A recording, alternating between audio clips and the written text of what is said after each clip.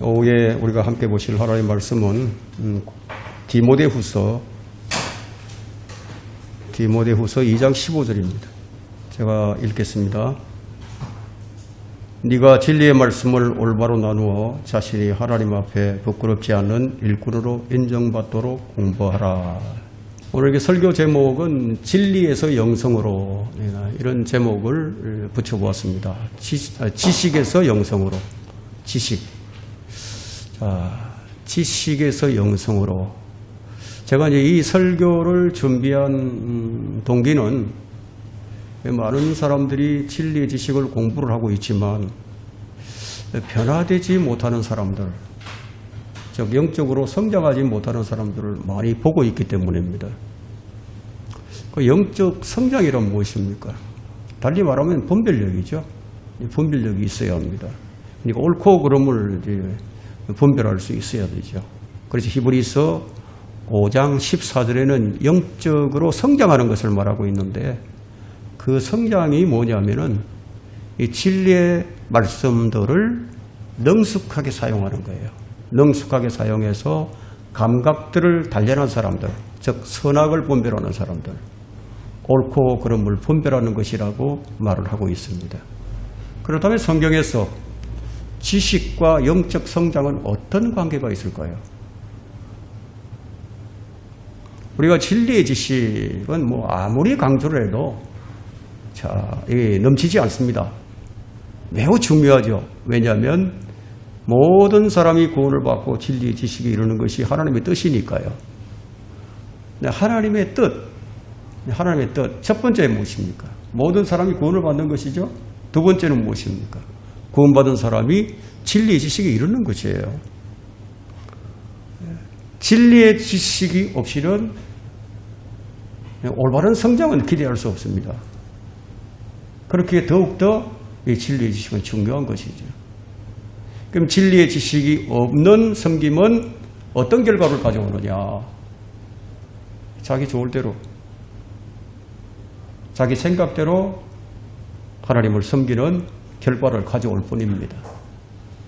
하나님께서는 이스라엘 백성들을 향해서 내 백성이 지식이 없어서 멸망하는도다 한탄을 하셨어요.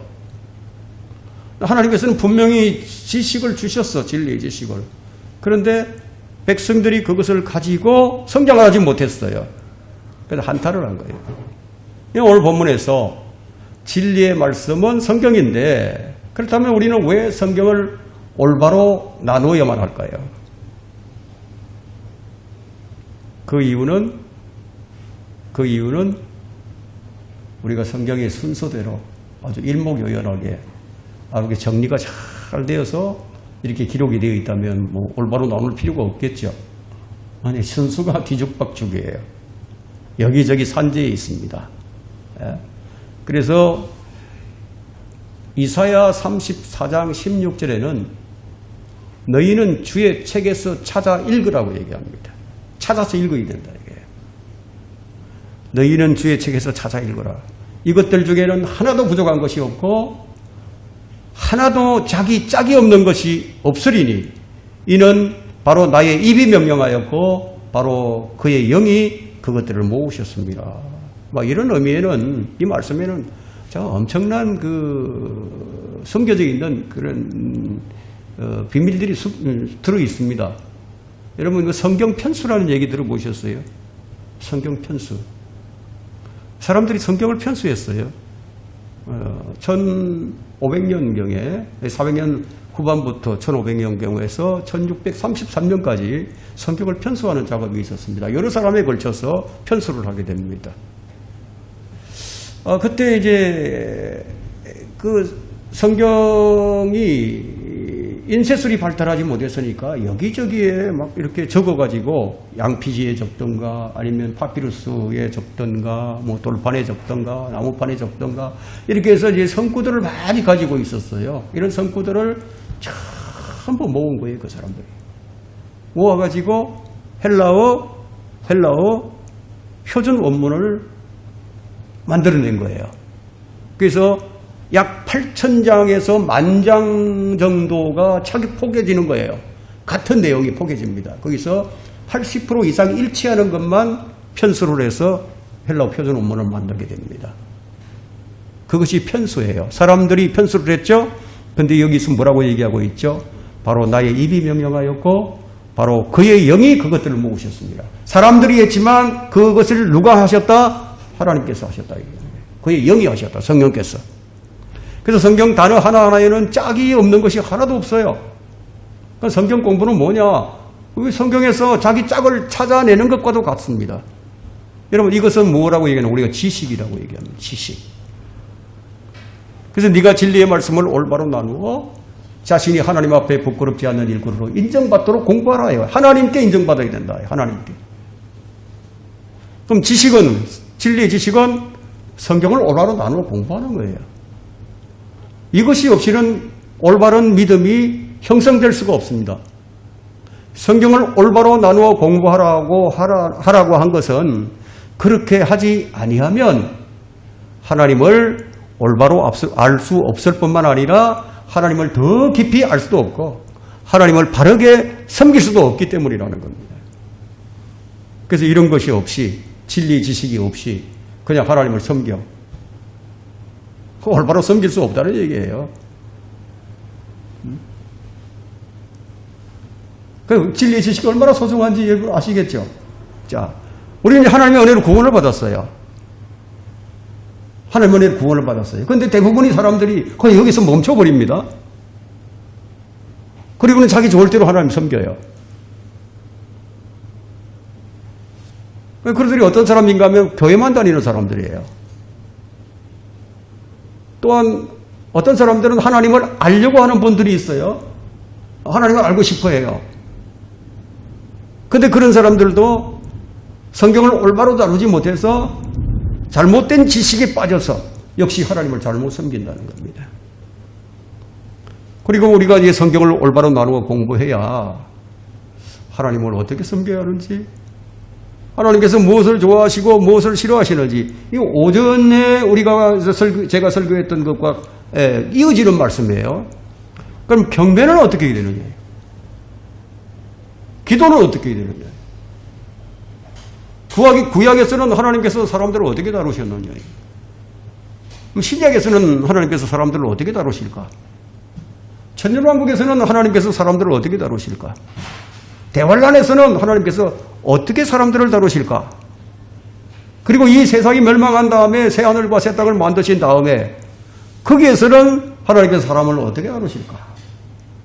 우리 그리스도인들이 들어가서 살 그 낙원, 거룩한 도성, 새 예루살렘 도성, 거기에는 하나님께서 우리를 어떻게 다루실까? 거듭남은 또 구원은 어떻고 심판은 몇 종류가 있는지, 자, 우리가 알아야 되겠죠. 그죠? 알아야 되는데 성경을 올바로 나누면 알 수 있습니다. 그렇지만 모든 지식을 알았지만 그런데 거기에서 멈춰버리는 자들이 있다는 겁니다. 지식을 알고 거기서 멈춰버렸다. 이게. 달리 말하자면 그 알게 된 진리의 지식을 믿음으로 성화시켜서 사랑의 열매로 맛을 내지 못한다는 얘기입니다. 그러면 이런 문제들을 우리가 어떻게 해결해야 하는 거예요? 해결해야죠. 우리는 이 모세를 본받을 수가 있습니다. 모세의 기도를 우리가 좀 본받아야 하는데, 여러분 이제 출애굽기 33장 13절로 한번 가보겠습니다. 출애굽기 33장 13절.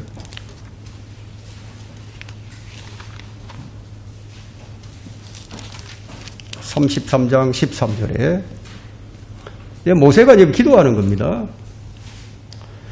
그러므로 이제 내가 주께 간구하오니 내가 주의 목전에서 은혜를 입었으면 이제 주의 길을 내게 보이시어 나로 주를 알게 하시고 내가 주의 목전에서 은혜를 입게 하소서. 이 민족을 주의 백성으로 생각하소서. 자, 이런 모세의 기도를 우리가 보는데, 모세는 하나님께서 자신을 받아주신 것을 이제 알았죠. 그리고 하나님께서 자신을 돌봐주신다는 사실을 알았어요. 근데 그것을 아는데 만족하지 않았습니다. 분명히 알았음에도 그게 그치지 않았다. 더욱 그분을 알고 싶어 했죠. 더 알고 싶어 했습니다. 그래서 모세는 나로 주를 알게 하시고 라고 기도하는 거예요. 모세가 뭐 하나님은 몰라서 나로 주를 알게 하시고 이렇게 기도를 했을까요? 이게 무슨 의미가 있을까요? 말하자면 모세는요, 하나님을 인격적으로 알기를 원했어요. 좀 더 깊이 있게 알기를 원했어요. 이것은 모든 시대에 걸쳐, 교회사에 걸쳐 등장했던 위대한 성도들의 삶에 예외 없이 나타나는 특징입니다. 더 깊이 알기 원하는 것. 그분을 더 깊이 알기를 원한다. 그들에게 가장 먼저 일어나는 일은 하나님을 더 깊이 알고 싶다는 갈망을 느끼게 된다는 거예요. 무언가가 더 큰 것, 더 깊은 것에 줄이고 목말라 한다는 겁니다. 이런 사람들이 성경을 공부하는 거예요. 그들은 이른바 교회의 일상적인 상태에서 만족하지 못했습니다. 뭔가 평범치 않은 것, 이 예사롭지 않은 것을 더 알고 싶어 했어요. 그것이 주를 알고 주의 길을 보는 것인데 모세가 그것을 우리에게 보여줍니다.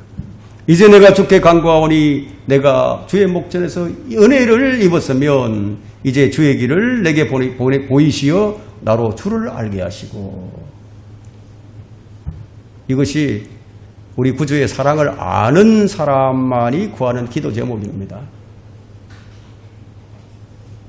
모세는 뭔가지 좀 부가적인, 예사롭지 않은 그좀 부가적인 것을 구하고 있죠. 제가 이 점을 강조하는 것은 오늘날 우리 앞에 있는 문제가 얼마나 심각한 것인지 깨닫지 못하는 사람들이 너무 많기 때문이에요. 이보다 더 비극적인 상황은 없죠. 하나님께서 원하시는 것이 구원받는 것이고 구원받은 사람이 진리, 지식에 이르는 것인데 그냥 구원받는 데서 멈춰버리고 또 지식을 알았다고 하나 온전히 성장하지 못하고 잘못된 길로 빠져든다. 자, 이런 것들이 일어난답니다. 일어난다. 자, 이런 문제가 얼마나 엄청난 것인지 이제 깨닫기 시작한다면 진리, 지식에 이르기를 원합니다. 여러분, 우리에게는 어떤 소망이 있습니까? 그 해답은 성경에서 발견할 수 있는데 성경에 나오는 특별한 계시에는 아주 특징적이고 또 명확한 목적이 있습니다. 그것은 하나님의 성품과 본성이에요. 특히 구원의 은혜에서 나타나는 성품과 본성을 계시하는 것인데 성경은 이 부분과 관련해서 아주 독특한 주장을 합니다. 오직 성경만이 하나님에 관한 이 특별한 지식을 줄 수 있다는 겁니다. 성경은 스스로 사람들과 관련된 그 모든 은혜로운 구원의 목적과 하나님 자신에 대한 특별한 계시를 기록해 놓은 책이라고 말하고 있습니다. 성경을 모르면 하나님을 제대로 알 수가 없는 거죠. 성경은 인류의 위대한 종교적 탐색을 기록해 놓은 책이 아니에요. 하나님과 그분의 위대한 그 은혜로운 목적이 있단 말이에요. 그 은혜로운 목적에 대한 통찰과 지식을 얻게 하시는 분은 크고 영원하신 하나님 자신이라는 겁니다. 이것이 성경이 다루는 주제예요. 하나님은 성경을 통해 자신의 다양한 모습들을 나타내시기를 기뻐하셨어요. 성경에서 이제 성경 권위에 대해서 가장 좀 중요하게 제시한 증거가 있다면 예수 그리스도 그분의 증거입니다. 그래서 우리는 창세기부터 시작해서 요한계시록 끝장까지 읽어가면서 그 각 장마다 예수 그리스도가 어떤 모양으로 어떤 모습으로 나타나는지 그걸 발견할 수 있어야 합니다. 예수 그리스도는 어떤 분이십니까? 나는 길이요 진리요 생명이라 나로 말미암지 않고는 아버지께로 올 자가 아무도 없느니라. 이 말씀은 예수님께서 자신을 소개하는 구절이죠. 예수님은 자신을 길과 진리라고만 소개하지 아니하시고 생명이라고 말씀하십니다. 생명. 특히 요한복음에서는 이런 부분들에 대해서 강조를 하는데 요한복음 10장 10절에는 도둑은 오직 도둑질하고 죽이며 멸망시키려고 오지만 내가 온 것은 양들로 생명을 얻고 더 풍성하게 얻게 하려 합니다. 생명을 얻고 더 풍성하게 얻게 한다는 거예요. 오늘날 교회 사역에서 가장 큰 문제점이 바로 이 부분입니다. 양들로 생명을 얻고 더 풍성하게 얻게 만들어주는 것. 예수님이 우리에게 생명을 주셨죠. 그죠? 생명을 주셨어요. 생명의 특성은 무엇입니까? 성장하는 거예요. 자라는 겁니다. 생명체에는 뭐가 있어야 됩니까? 양식이 있어야죠. 먹어야 생명을 유지합니까? 생명에 관한 부분은 요한복음에서 아주 많이 우리가 발견할 수 있습니다. 먼저 생명에 대한 부분을 말씀드리고 나서 지식에 대해서 좀 구체적으로 확인해 보고 이것이 얼마나 큰 비율적인 차이가 나는가 그것을 좀 확인해 보도록 하겠습니다. 지식과 영적 성장의 관계가 있어요. 이 관계가 있습니다. 그래서 첫 번째 생명에는 만족이 있어야 됩니다. 만족. 여러분 요한복음 6장 33절로 한번 가서 볼까요? 요한복음 6장 33절에 보니까 자, 이는 하나님의 빵은 하늘에서 내려와 세상에 생명을 주는 분이기 때문이라고 하시더라. 자, 이 말씀과 연결되는 부분이 그 요한복음 6장 48절에 있죠. 나는 그 생명의 빵이라. 계속해서 예수님은 자신을 지금 뭘로 묘사를 하고 있죠? 생명의 빵으로 지금 묘사를 하고 있죠. 그리고 우리가 성경을 지식이라고 하는 측면에서만 보자면 그럼 어떤 지적인 이해나 어떤 논리적인 설명이나 지적인 동의나 어떤 지적인 호기심으로 생각할 수도 있지만 그렇지 않아요. 성경에서 이것은 어떻게 되고 또 저것은 어떻게 되느냐 이런 호기심에만 치우쳐서 정작 그리스도 자체 생명이신 그분과의 관계를 놓치는 경우가 허다합니다. 자, 성경에는 우리의 흥미를 끌 수 있는 부분들이 많이 기록이 되어 있습니다. 그러나 그것들이 모두 영적 성장을 가져다 주는 것은 아닙니다. 어떤 이는 영적인 필요보다 지식욕을 채우는 사람들이 있어요. 자, 지식욕을 채우는 사람들은 한마디로 말하면 시청각 교육만 하는 사람들인데 아이쇼핑만 하는 사람들이에요. 자, 예를 들어서 사과를 연구해죠. 사과를 연구하면 사과에 대해서 박사가 됩니다. 박사가 되었지만 사과의 맛을 알지 못하는 사람과 같아요. 물론 지식을 통해서 우리가 유익을 얻을 수 있는 것은 사실이지만 뭐 어떤 것을 얻을 수 있죠. 아, 내가 좀 말씀에 대해서 무지했구나. 내가 좀 잘 모르는 부분이 있었구나. 뭐 내가 좀 게을렀구나. 말씀을 좀 더 깊이 공부하고 주님과 더 깊은 교제를 해야 되겠다. 이런 도전을 받을 수는 있지만 그걸 알게 되어서 무슨 유익이 있었고 또 다른 성도들에게 또 어떤 유익을 주었고 교회에는 어떤 유익이 있었는가 하는 부분에서는 사실상 nothing. 아무것도 아니다. 오히려 그 지식이 해가 될 수가 있습니다. 지식이 해가 된다. 그래서 혼의 만족을 좀 즐긴 거죠. 혼의 만족. 혼적인 만족. 그 혼적인 만족이란 무엇입니까? 지적인 호기심, 지적인 욕망을 채우는 거죠. 여러분, 인간의 욕망은 끝이 없어요. 그럼 지적인 욕구는 엄밀하게 말하면 죄성입니다. 많이 알게 된다고 하는 것은 어떻게 보면 좀 이성이 좀 밝아진다는 것인데 오히려 그것이 영적인 어둠으로 들어갈 수 있는 거예요. 우리는 이성을 쓰면 쓸수록 영적인 부분은 상실되기가 쉽습니다. 참 이게 좀 어렵죠. 어려워요. 예. 말씀이 육신되어 오셨어요. 그럼 예수님은 생명의 빵이에요. 우리는 그 빵으로 배를 불러야만이 만족이 되죠. 배를 불러야 된다. 그리고 만족을 해야 하고 갈증을 해소해야 하고 인생의 문제가 해결을 받아야 하고 그런데 이걸 지식적으로만 취하게 되면 이런 만족을 얻지 못한다는 거예요. 결국 하나의 말씀이 양식이 되지 못한다는 거예요. 그 말씀을 우리가 먹었으면 좀 소화를 해야 되겠죠. 소화를 시켜야 된다. 소화를 시켜야 되는데 이게 소화를 시키는 것은 어떤 내적 메커니즘이다. 어떤 내적 메커니즘에 어떤 문제가 발생을 해서 말씀이 효과적으로 역사하지 못하고 열매를 맺지 못하게 된다. 우리 열매를 맺어야 됩니다.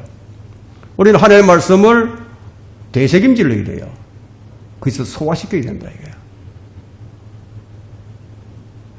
여러분, 그 소가 되새김질하는 동물이죠. 그죠? 예. 자기가 먹은 것을 다시 내어서 입에서 다시 되새김질을 해서 다시 소화를 시킵니다. 그 소화를 시키기 위해서 그렇게 합니다. 자, 하나님의 말씀은 뭐 저주로 표현되기도 하고 또 사과로 표현되기도 하고 꿀로 표현되기도 하고 뭐 고기로 표현되는데 이런 건 음식으로 이제 비유가 되는데 근데 이런 것을 먹고 소화가 안 되면 어떻게 되겠어요? 몸에 아무런 도움이 안 되죠. 그죠? 그래서 히브리서 13장 9절에 보면 그 여러 가지 이상한 교리에 끌리지 말라고 얘기합니다. 여러 가지 이상한 교리에 끌리지 말라. 거짓 교리에 넘어가지 말라는 얘기죠. 마음은 은혜로서 굳건하게 하는 것이 좋고 음식으로 할 것은 아니니 음식을 따라 처신하는 자들은 유익을 얻지 못하겠느니라. 이 말씀은 어떤 말씀이냐면 좀 기탈이 나는 사람들을 위해서 쓴 거예요. 기탈이 나는 사람들이 있어. 소화를 시키지 못해서. 오전에도 우리가 히브리서를 공부했는데 히브리서 5장 12절부터 14절에 그 말씀이 있죠. 그때로 보면 너희가 마땅히 선생들이 되어서야 할 터인데 이제 다시 하나님의 기초 원리가 무엇인지를 누군가가 너에게 다시 가르쳐줘야 하니 젖이 필요한 사람들이지 단단한 음식을 필요로 하는 사람들이 되지 못하는도다. 젖을 사용하는 자는 누구나 의의 말씀에 능숙하지 못하나니 이는 그가 악이기 때문이요. 단단한 음식은 장성한 사람들의 것이니 그들은 그 말씀들을 사용함으로써 감각들을 단련하여 선악을 분별하는 사람들이다. 이런 말씀이 기록이 되어 있습니다. 그러면 진리의 지식으로 자라가야 하는 분명한 필요가 있고 도전이 있는 것은 분명한 사실입니다. 우리는 언제까지 어린 아기에 머물러 있을 수는 없어요. 장성한 사람이 되어야 합니다. 그러면 장성한 사람이라고 해서 모두 영적이냐 하면 그렇진 않아요. 또 어린아이라고 다 육신적이냐? 그것도 결코 그렇진 않습니다. 성경 지식을 많이 알고 있으면서도 여전히 육신적인 사람일 수도 있고. 자, 여러분 고린도전서 8장으로 한번 가볼까요? 고린도전서 8장 1절 한번 보세요. 자, 이건 지식에 관해서 나오는데 고린도전서 8장 1절에 보면 자, 거기에 우상들에게 바쳐진 것들에 관하여는 우리 모두에게 지식이 있음을 알거니와 고린도 교회 성도들에게는 어떤 지식이 있었느냐? 우상들에게 바쳐진 것들에 관하여 그걸 먹어야 할지 말아야 할지 뭐 이런 것들에 관해서 지식이 있었단 말이에요. 근데 그 지식은 교만하게 하지만 사랑은 세워주느니라. 이런 말씀이 기록이 되어 있죠. 많은 사람들이 성경 지식을 가지고 교만했어. 다른 사람을 세워주는 것이 아니다. 그냥 넘어뜨리는 자들이 있는 거예요. 지식을 가지고. 지식은 이해하는 것이지만 생명은 먹는 거죠. 성경 공부는 지식을 취하는 것이라면 그것을 먹어서 소화하는 것이 믿음이라면 다른 사람을 세워주는 것은 뭐라고 하는 거죠? 사랑이라고 할 수 있는 거죠. 사랑은 세워주는 일이라 했으니까. 많은 이들이 이걸 잘 구분을 못합니다. 주님은 요한복음 6장 63절에서 살리는 것은 영이니 육은 전혀 무익하니라 말씀하셨어요. 내가 너에게 한 말들은 영이요 생명이라. 사람들이 이제 이 말을 들어도 이게 무슨 말씀인지 그 듣고도 이해를 못했어요. 그 당시에. 오늘날도 마찬가지입니다. 사람들이 말씀으로 지식은 많이 취하는데 성장하지 못하는 이유에 대해서 우리가 좀 생각을 해볼 수가 있죠. 원인은 뭐예요? 소화를 못 시킨다. 그럼 되새김질을 안 했으니까 운동을 안 한 거죠. 그 운동이라는 것은 말씀을 사용하는 것이 되겠죠. 그것이 기도가 없는 것이 원인일 수도 있겠고요. 먹기는 많이 먹는데 이것이 소화가 잘 안 돼서 배설하지 못하는 부분일 수도 있죠. 그럼 배설이라는 것은 무엇입니까? 주님을 간증하고 주님을 찬양하고 그분께 감사하고 고백하는 이런 부분인데, 그럼 배설이 안 되면 어떤 일이 일어납니까? 배탈이 나죠. 병이 들 수밖에 없죠, 당연히. 그래서 성경 말씀은 소화시키는 게 너무 중요합니다. 소화를 못 시키고 제대로 작동이 안 되면 몸이 비대해지죠. 그러면 건강을 잃을 수도 있어요. 머리만 커져버리죠. 머리만 커지니까 영적인 불균형을 낳게 됩니다. 그래서 첫사랑을 잃어버리게 됩니다. 성경에서 사랑이라고 하는 부분은 요한일서 4장 7절과 8절에 잘 나타나 있는데,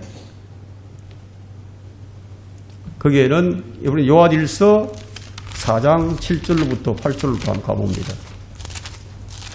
요한복음과 요한일서, 2서, 3서 여기에는 사도 요한이 기록했잖아요. 그 예수님이 가장 사랑하는 제자가 요한이죠. 그 요한이 사랑에 관한 부분을 가장 많이 기록했습니다. 그러니까 요한일서 4장 7절과 8절을 봅니다. 사랑하는 자들아, 우리가 서로 사랑하자. 이는 사랑이 하나님께 속한 것이기 때문이라. 사랑하는 사람은 누구나 하나님께로부터 태어났으며 또 하나님을 아느니라. 하나님을 아느니라. 사랑하지 아니하는 자는 하나님을 알지 못하나니 하나님은 사랑이시기 때문이라. 사랑은, 여러분, 이 사랑이 없으면은 하나님을 알지 못한다. 여러분, 진리의 지식을 취했어요. 진리의 지식을 많이 취했는데 왜 사랑이 상실되어 버렸을까요? 아까 우리가 고린도전서 8장 1절을 읽었지만 지식은 교만하게 하지만 사랑은 세워준다고 했죠? 그럼 지식이 믿음으로 숙성되지 못했기 때문에 그냥 지식에만 머물러 있고 또 그것이 사람을 교만하게 만든다는 거예요. 사람이 교만해지면 그 다음에 어떤 일이 일어나죠? 계속 사람들이 정죄만 하는 거죠. 이 사람은 뭐가 어떻고 저람은 어떻고 계속 정죄만 한단 말이에요. 하나님은 사랑이시다 라고 요한일서 4장 8절에 정의하고 있는데, 또 요한일서 4장 16절을 보면 하나님께서 우리를 향해 가지신 그 사랑을 우리가 알고 또 믿었으니 하나님은 사랑이시라. 사랑 안에 거하는 사람은 하나님 안에 거하고 하나님께서도 그 사람 안에 거하느니라.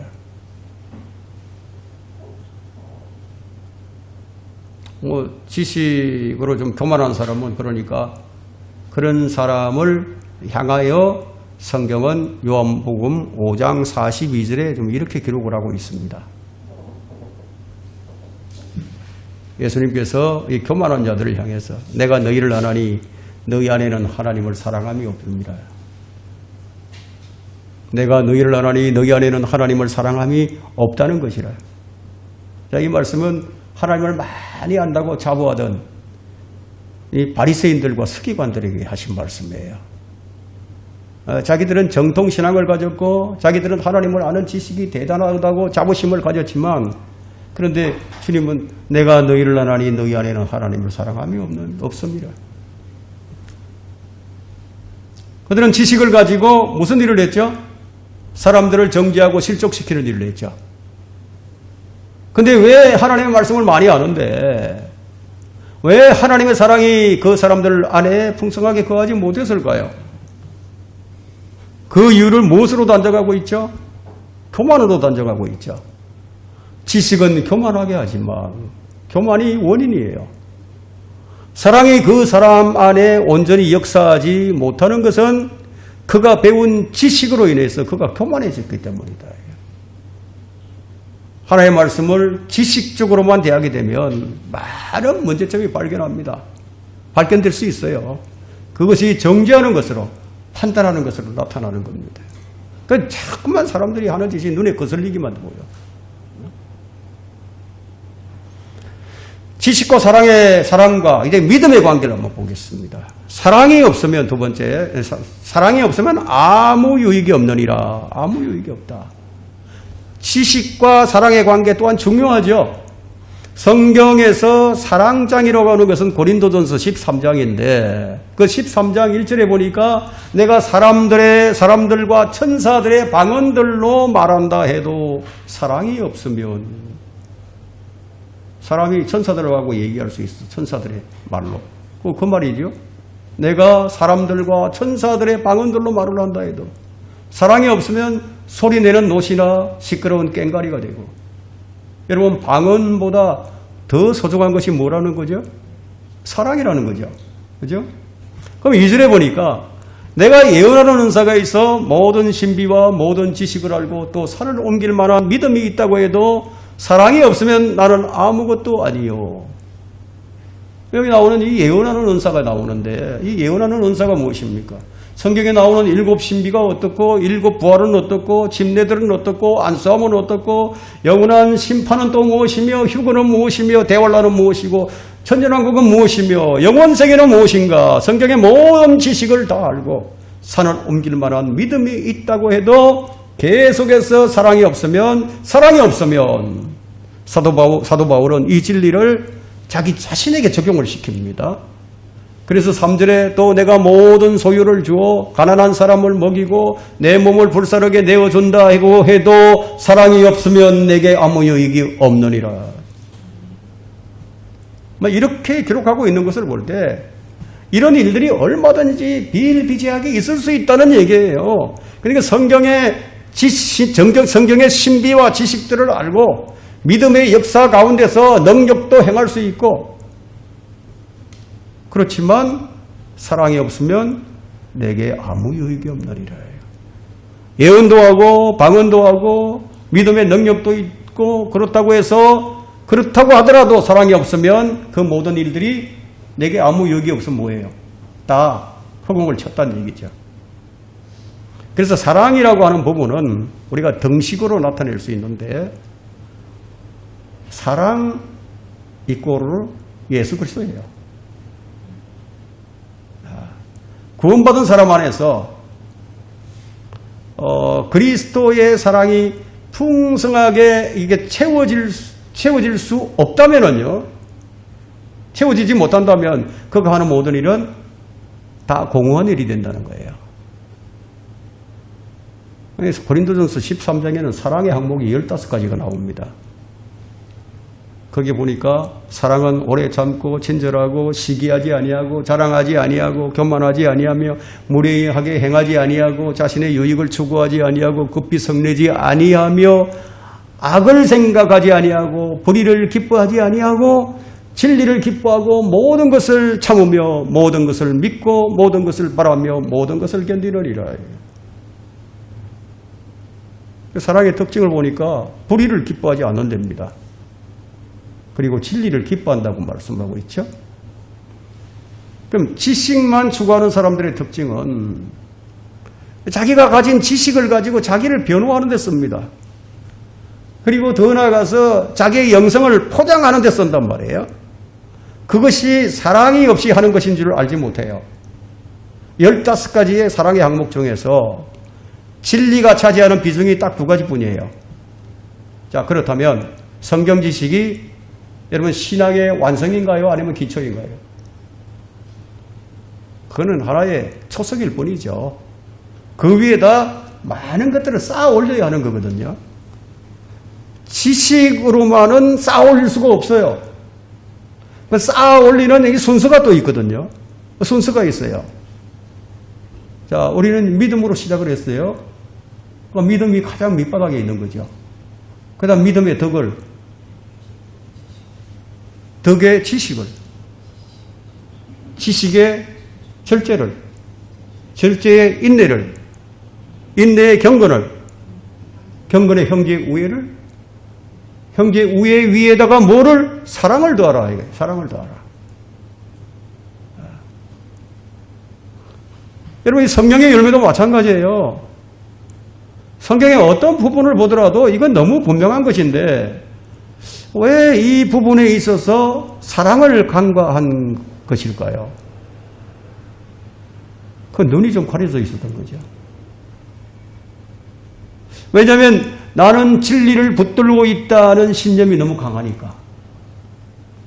나는 성경적 지식을 붙들고 있다. 나는 올바른 성경을 가지고 있다. 이게 신념이 너무 강해. 예? 이게 성경대로 믿는 교회에서 참 일어나는 좋지 않은 현상입니다. 예.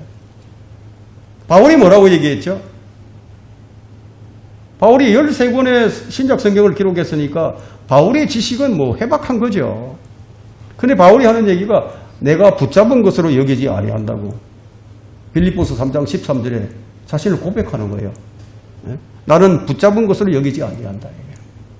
다만 표대를 향하여 쫓아갈 뿐이다. 예. 로마서 13장 8절에는요. 이런 말씀이 있어요. 한번 가서 볼까요? 로마서 13장 8절.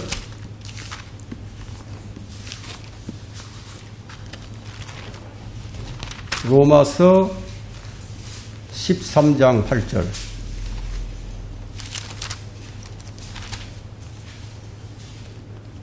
서로 사랑하는 것 외에는 아무에게도 어떤 빚도 지지 말라. 다른 사람을 사랑하는 것은 율법을 이룬 것이니라. 10절로 가보겠습니다. 사랑은 자기 이웃에게 악을 행치 아니하느니라. 그러므로 사랑은 율법의 완성이니라. 오히려 하나님의 말씀은 뭐죠? 말씀의 완성이 사랑이죠. 하나님의 말씀의 완성이 사랑이다. 이게. 그러니까 율법의 완성은 사랑으로 성취가 되는 거예요. 그래서 그리스도께서는 자신의 생명을 내주신 거예요. 죄인들을 위해서. 자신의 생명을 내줌으로써 그 사랑을 확정하셨어요. 우리는 주님께서 가신 그 길을 따라서 나를 고양하거나 나를 자랑하거나 나의 영광을 구하는 삶을 살지 않고 다른 죄인들을 구원하기 위해서, 다른 성도들을 섬기기 위해서 주님이 지고 가신 그 십자가를 지겠다고 하는 그 고백을 통해서 우리가 사랑을 실천할 수 있는 거예요. 여러분, 십자가 없는 사랑은 불가능합니다. 그건 사랑이 아니에요. 성경은 최고의 가치를 사랑으로 말씀하십니다. 이건 로맨스가 아닙니다. 휴머니즘도 아니에요. 물론 고린도전서 13장에서는 자선을 말하기도 하지만 자선의 가장 큰 실천은 예수님께서 자신을 몸값으로 내어준 거예요. 자신의 몸값을. 그 주님께서 우리에게 원하는 게 뭐예요? 헌신. 헌신을 원하죠. 그 헌신이 무엇입니까? 내 몸을 드리는 거죠. 주님은 우리의 몸을 원한다. 이게. 그건 뭘 의미고? 우리 전부를 원한다는 거예요.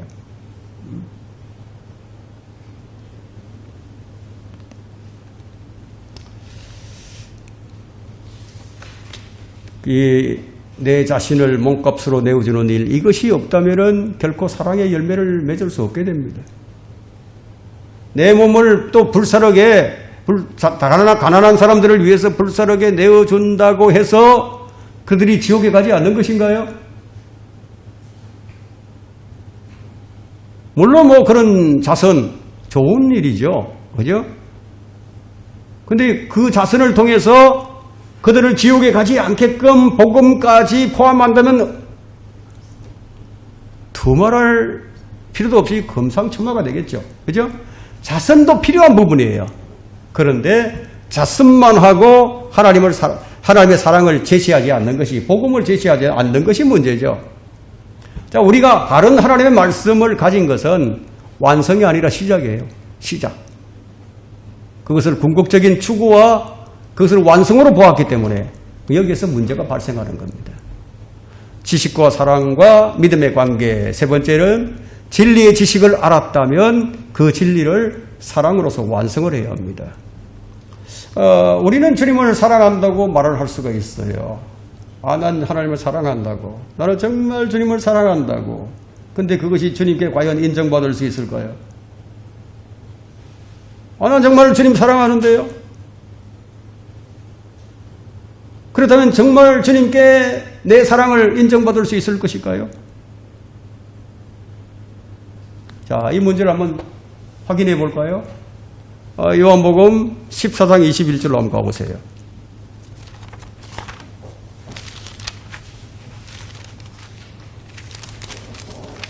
(14장 21절로 한번 가보세요.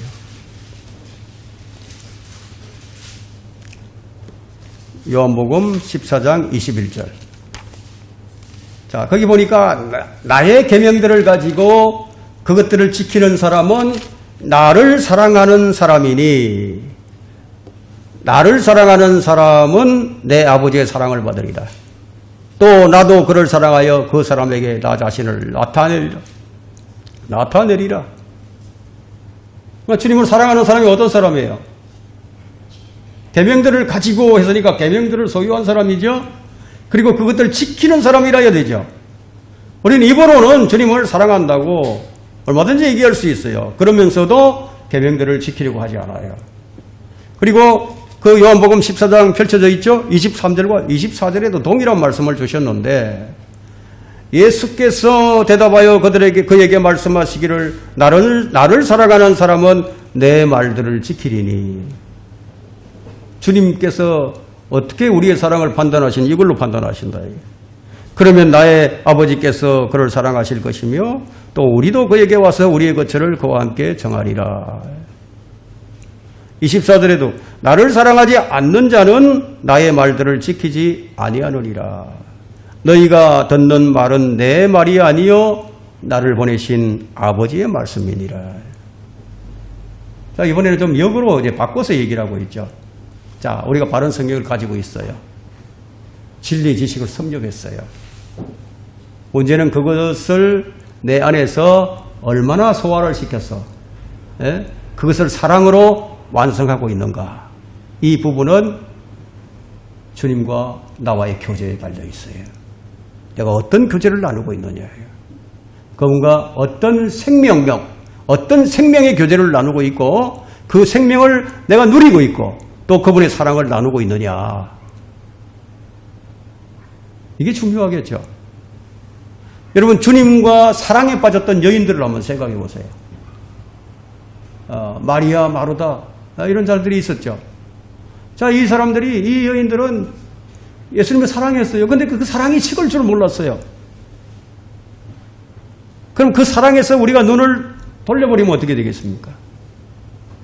그때부터 모든 것이 문제투성이로 보이기 시작합니다. 그때부터 다른 사람의 허물만은 보여요. 허물만은. 그냥 불만이 있을 수밖에 없죠. 물론 다 허물이 없다는 게 아니에요. 허물이 있어요. 다 허물을 가지고 있어요. 그렇지만 그것을 감싸 안고 용납을 해야 하는 거죠. 상대방이 변화되기를 기다려주는 거예요. 주님께서 우리를 얼마나 기다려주셨습니까? 얼마나 인내로서 우리를 기다려주셨습니까? 우리도 기다려야 된다. 그 이전에 우리가 무엇을 발견해야 하느냐?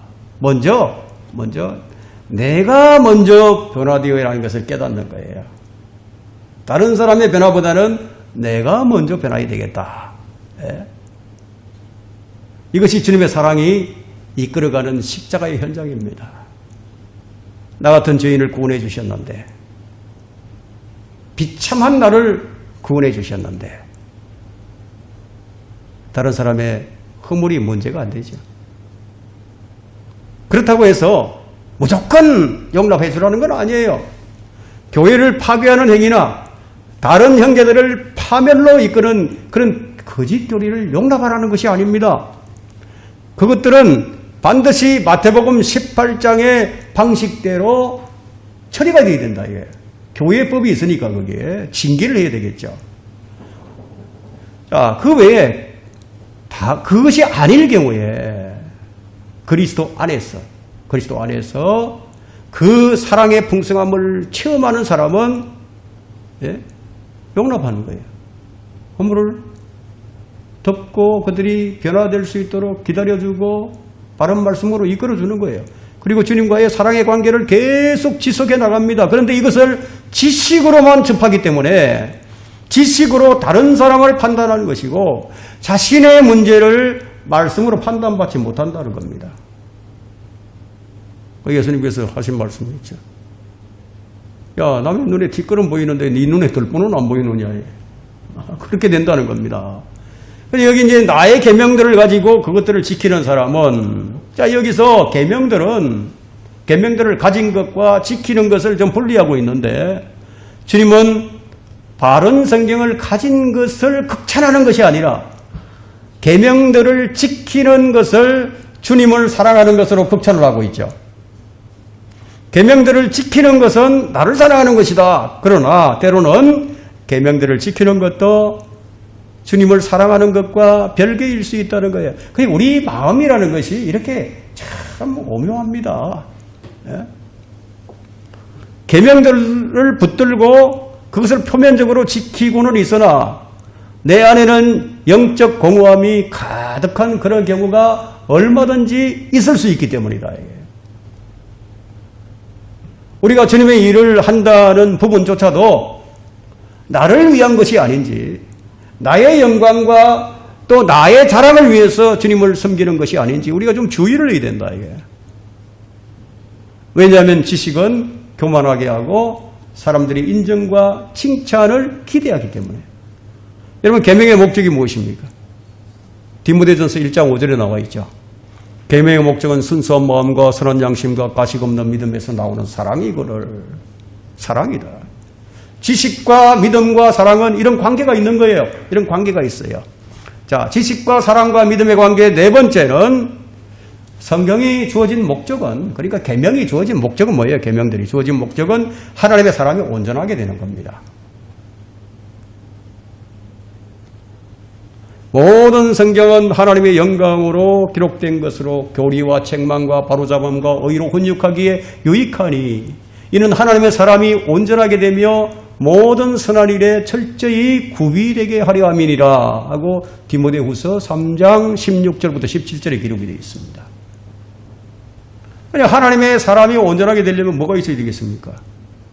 성경을 통해서 그것이 가능한데, 근데 성경이 주어진 목적이 뭐냐 하면 1차적인 목적이 교리다. 교리. 그렇지만 한 가지만 있는 것은 아니죠. 교리만 있는 것은 아니잖아요. 책망도 있고 바로잡음도 있고 의로 훈육하는 것도 있어요. 여러분, 지적 설교 있죠. 설교도 지적 설교가 있어요. 지적 설교는 설교자가 성경을 공부한 학습 효과예요. 이건 학습으로 얼마든지 할 수 있습니다. 그런데 깊은 영적 경험이 적용되지 않기 때문에, 물론 예언에 관한 부분은 실제 사역에 깊숙이 적용되는 것은 아닙니다.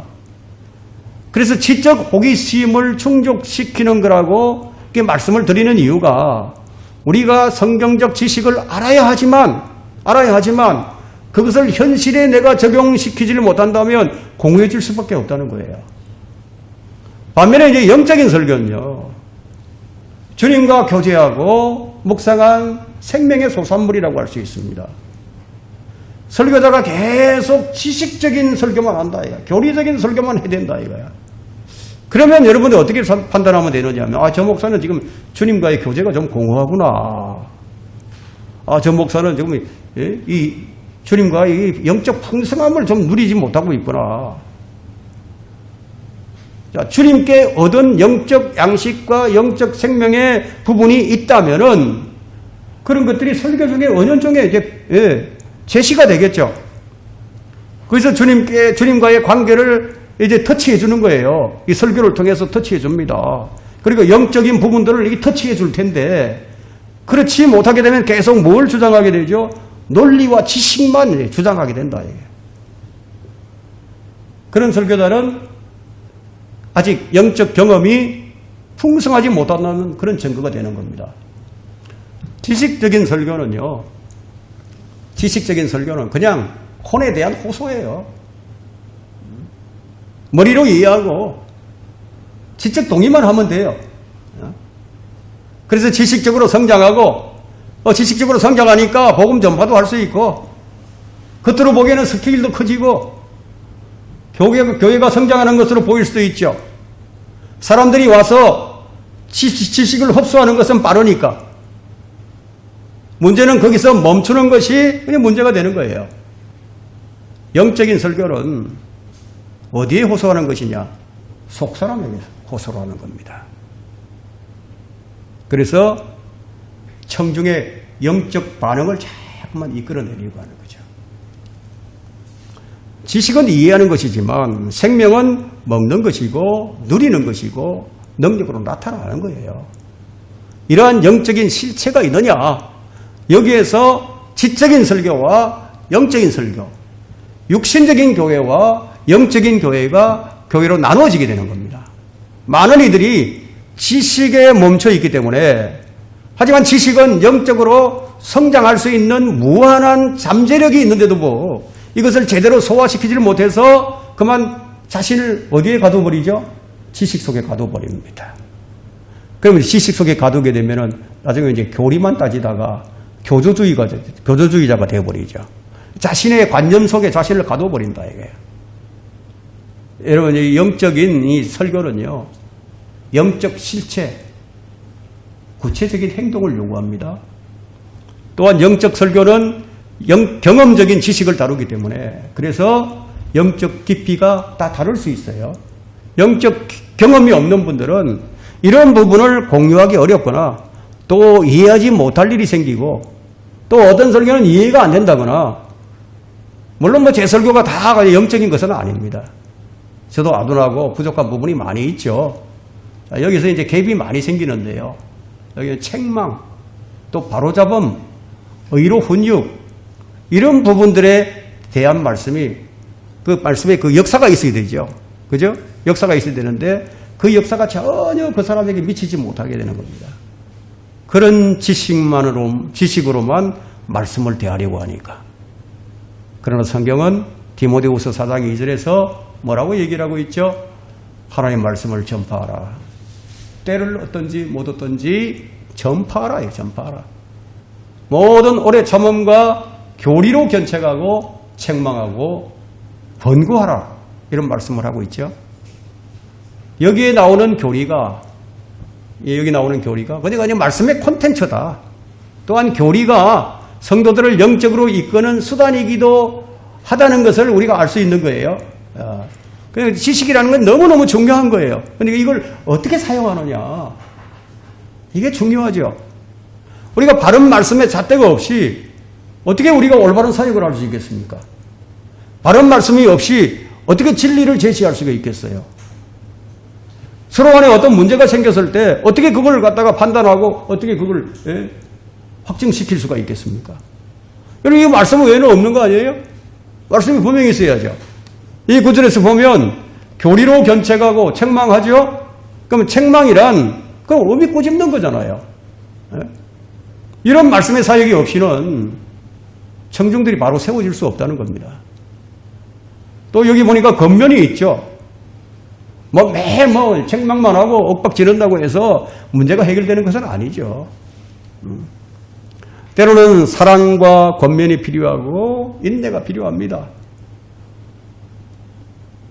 근데 요즘 교회들을 보면 대부분 지적을 안 해요. 지적을 안 합니다. 일단 교회만 나오면 그만인 거예요. 바로 이런 교회가 변질된 교회입니다. 왜 그러냐? 한 사람 한 사람이 돈이 되어버렸으니까. 말씀을 정리하고자 합니다. 제가 말씀드리고자 하는 것은 뭐냐? 조화예요, 조화. 균형. 지식과 믿음과 사랑은 조화를 이루어야 된다. 균형이 잡혀야 된다. 지식에서 영적 성장으로 나아가야죠. 그죠? 항상 그리스도에 대한 교리의 기초에만 머물러 있지 말고 우리는 온전함으로 향해서 나가야 된단 말이에요. 우리는 천성을 향해 나가는 사람들이잖아요. 그죠? 자, 한번 보세요. 그렇게 하려면 우리가 어떻게 되느냐? 하나님의 본성에 동참을 해야 합니다. 우리로 하여금 하나님의 본성에 동참할 수 있는 그러한 자격을 우리에게 주셨어요. 구원받은 사람에게는 우리가 하나님의 본성에 이제 동참할 수 있게 되었습니다.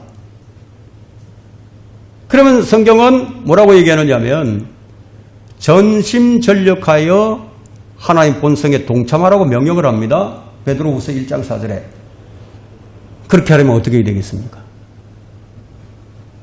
마음의 변화를 받아야 되겠죠. 마음의 변화를. 그래서 로마서 12장 2절에서 이런 말씀이 있는 거예요. 너희는 이 세상과 일치하지 말고 너희 생각을 새롭게 함으로써 변화를 받아 하나님의 선하시고 기뻐하시고 온전하신 뜻이 무엇인지 입증하라. 이 말씀이 주어져 있습니다. 우리는 변화를 받아야 됩니다. 이 변화를 받는 것은 성령의 역사인데요. 이러한 것들이 뒷받침되지 않는다면 변화는 없는 겁니다. 한국 교회의 문제점이 바로 이것입니다. 진리는 곧 예수 그리스도라고 했는데 성경적 사실적 지식은 있지만 근데 예수 그리스도가 어떤 분인지 잘 몰라요. 주님과의 관계는 사실적 지식만이 아닌 더 나아가서 인격적인 관계가 주어져 있는데 인격적인 관계. 이 차이가 뭐가 같았냐면 대한민국 국민이라면 대한민국 대통령이 누군지 다 알죠. 그런데 그분과의 개인적인 관계가 있느냐 이거예요. 이건 별개잖아요. 그죠? 구원받은 사람이라면 구원받을 때 예수 그리스도와 인격적인 만남이 있었으니까 인격적인 관계가 한번 형성이 되었죠. 근데 그것으로 끝나버렸다 이게. 더 이상 그분과 지속적인 깊이 있는 교제가 없다 이게요. 여러분 예배도 어떻게 드려야 되죠? 경배도 어떻게 해야 됩니까? 영과 진리라고 그랬잖아요. 진리는 세 가지가 있죠. 성경에서 말하는데 진리는 아버지의 말씀이 진리입니다. 아버지의 말씀. 성경이 진리예요. 두 번째는 예수님이 진리예요. 나는 길이요 진리요. 세 번째는 성령님이 진리의 영이에요. 자, 삼위일체 하나님이 진리예요.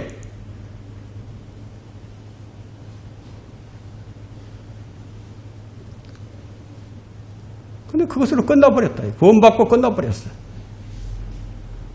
인격적인 교제가 없어졌어요. 자기 멋대로 하죠. 멋대로 하고 바로 베드로후서는 예수 그리스도를 아는 지식, 예수 그리스도를 아는 인격적인 지식을 지금 강조하고 있는데 이 부분이 베드로후서 1장 5절부터 8절에 8가지의 덕목들이 나옵니다. 그리고 4절에는 하나님의 본성에 동참하는 자가 되게 하려 함이라 이런 부분들을 지금 가르치고 있죠. 그럼 우리 안에는 두 성품이 있어요. 자, 우리가 어떻게 하면 하나님의 본성에 동참해서 변화를 가져올 수 있을까요? 물론 성화, 이제 성화의 단계에는 우리가 영화스러운 몸을 입는 것은 휴거 전까지는 이루어질 수 없는 일이지만 그러면 어떻게 하면 우리는 주님의 인격으로 변화해 나갈 수 있을까요? 어떻게 주님과 인격적인 교제를 지속해 나갈 수 있을까요? 이것이 계명의 목적을 이루는 것인데 이것이 우리 신앙이 추구해야 하는 목표가 되어야 할 것입니다. 여러분 좀 어렵지만 이 말씀을 좀 잘 이해해 주셨으면 좋겠어요.